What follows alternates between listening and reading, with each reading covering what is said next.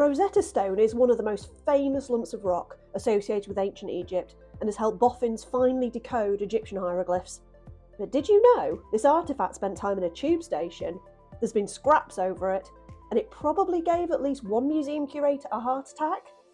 You will after this video. I'm Obi, this is 8 weird facts about the Rosetta Stone, and we're in Tut's world now.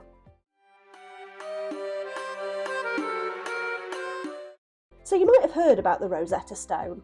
It's just over a metre high, about 75 centimetres wide, and weighs 3/4 of a tonne. That's slightly more than a fully grown cow, or 83 raccoons for our American friends who will use just about anything to avoid going metric. You think that's bad? We used to measure things in palm spans and fingers. Oh, behave you.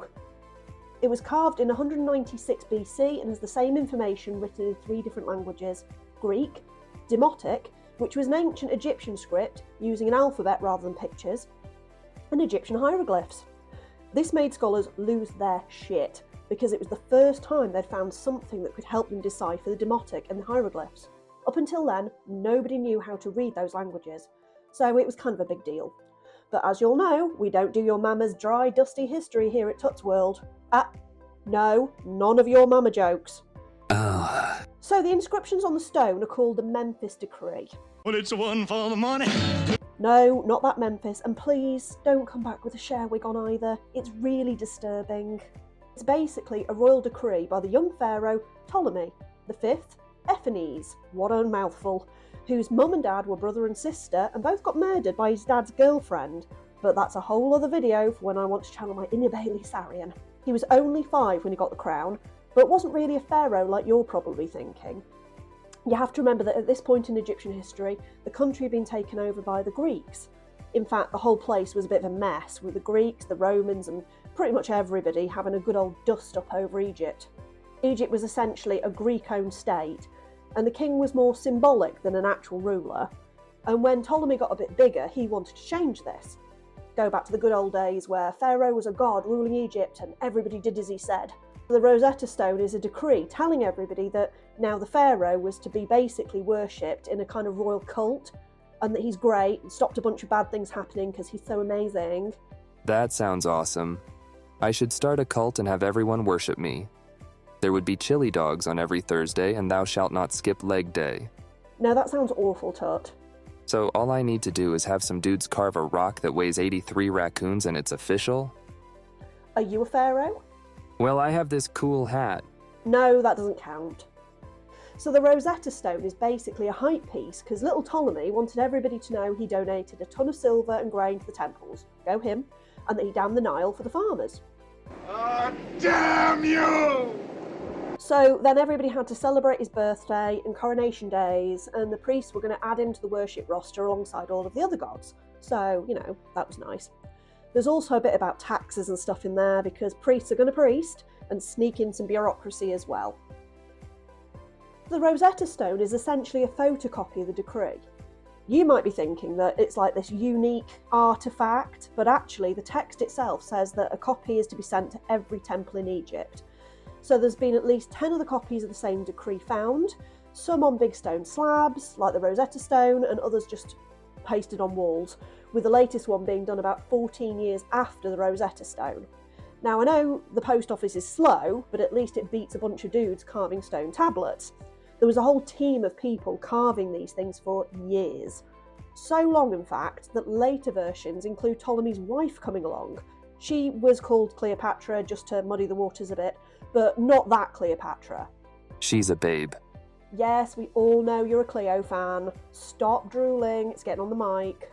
So the Rosetta Stone is basically a mass email to everybody in the department, but because it's the king, you can't unsubscribe, and it takes 14 years for you to get CC'd in.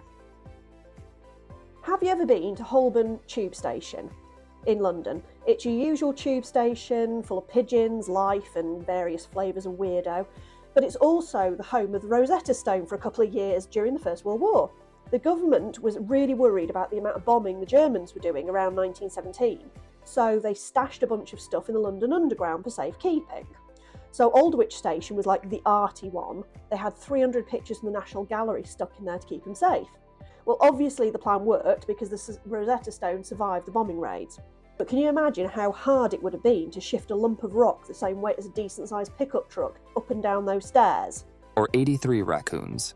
Yes, or 83 raccoons. Apart from those 2 years, the stones only left the British Museum once, and that was to be lent to the Louvre in Paris for a whole month in 1972.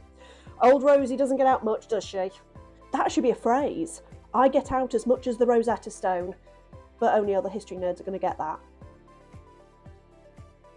And talking of stuff being in weird places, when the Rosetta Stone was discovered in 1799, it was sticking out of an old fortress wall in the Egyptian city of Rosetta.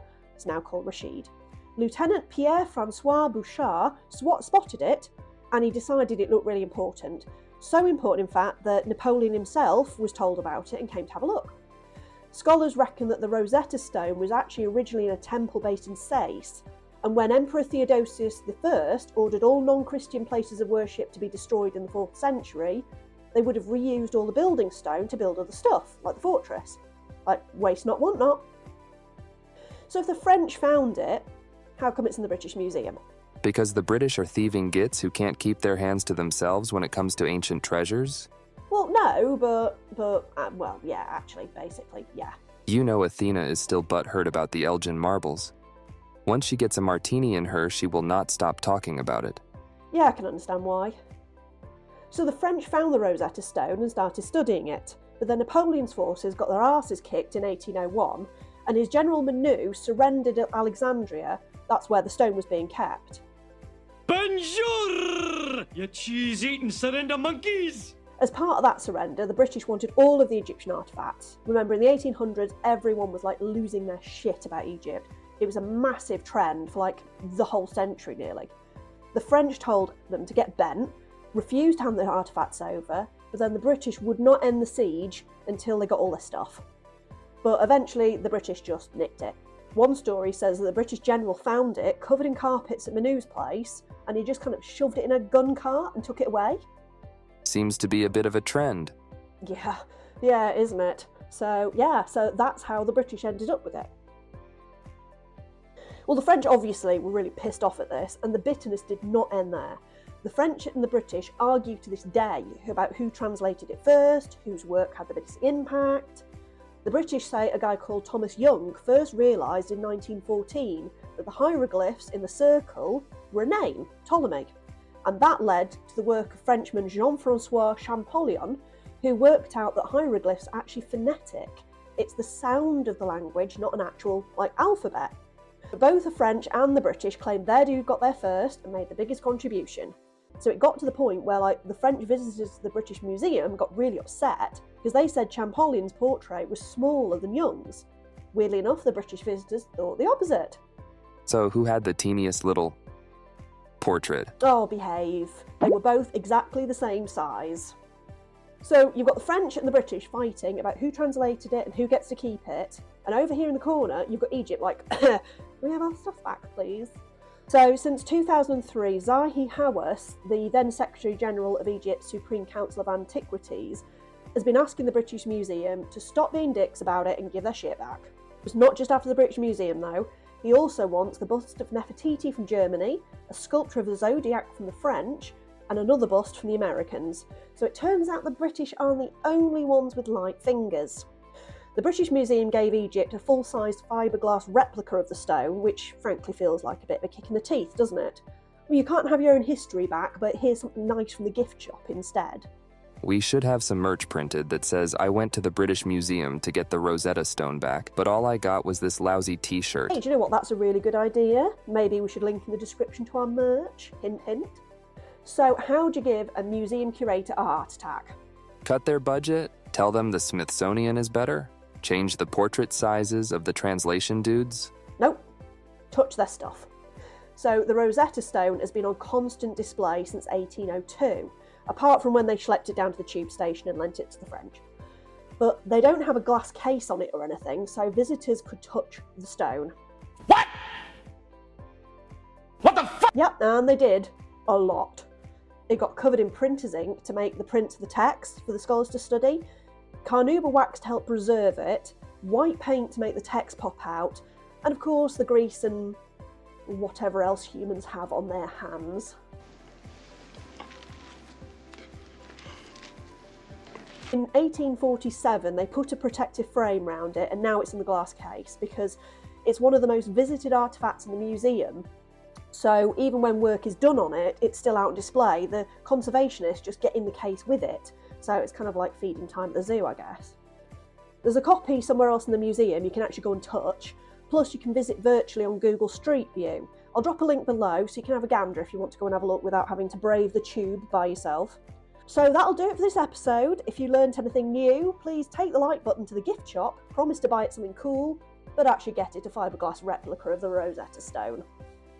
I'm Obi, you know Tut. Thou shalt not skip leg day. And you've been in Tut's world. Until next time, guys, have a great day.